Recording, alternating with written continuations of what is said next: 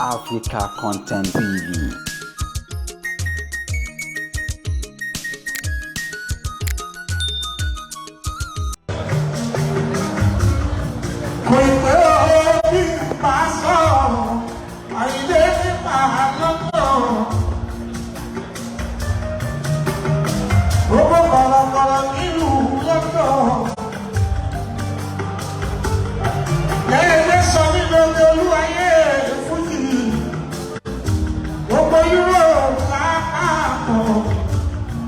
Look Africa, gbogbo ilé oríṣiríṣi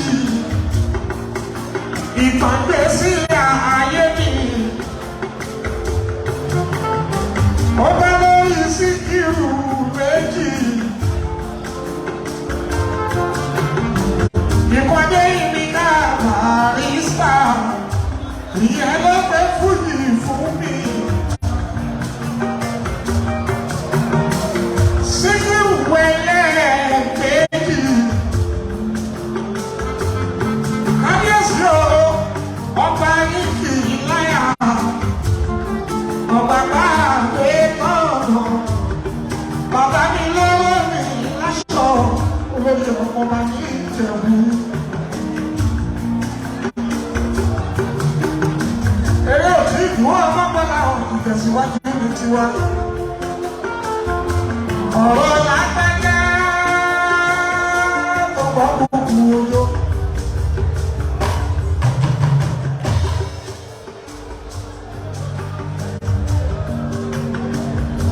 Tó mọ́ sẹ́kùlé o, ọ̀rọ̀ lágbájá tó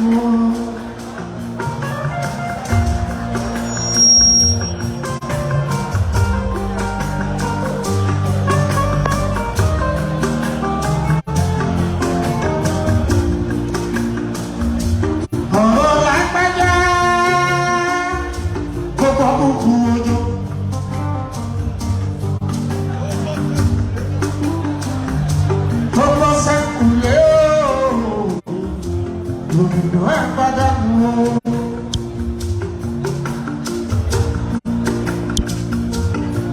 Ìgbà tó yẹ, ojú òun kò ṣú gẹ́gẹ́gẹ́gẹ́gẹ́, ojú padà wò ó bẹ̀rẹ̀ sí ní yòó.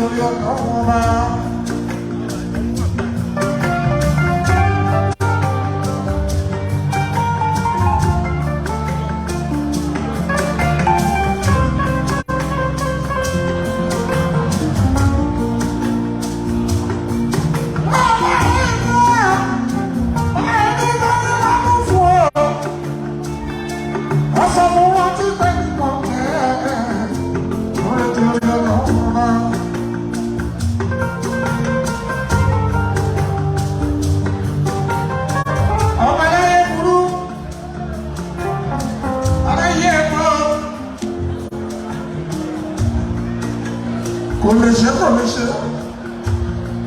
láti kékeré àìlè ní wàásù. Àkọ́kọ́ ṣeré ní London, Upper State Town Araba bí.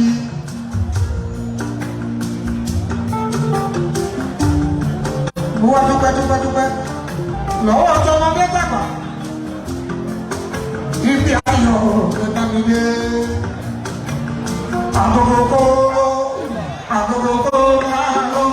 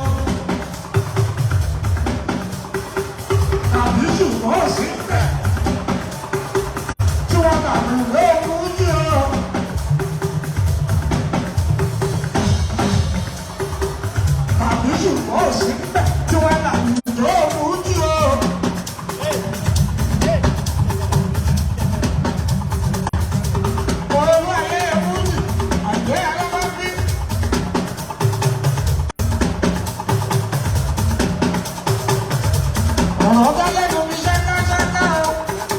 Má lè sọ̀rọ̀ nígbà fújì o. Ìjọba ìjọba.